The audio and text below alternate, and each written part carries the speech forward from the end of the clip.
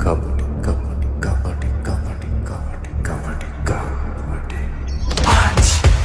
இப்போ நம்ம எங்கே போயிட்டுருக்கோன்னு பார்த்தீங்கன்னா கில்லி ரீரிலீஸ் ஆக்சுவலாக இன்னைக்கு April 20 விண்டேஜ் விஜய் நான் பார்த்து நானுமே செம்ம எக்ஸைட்டட். ஆனால் உள்ளலாம் எப்படி இருக்காரு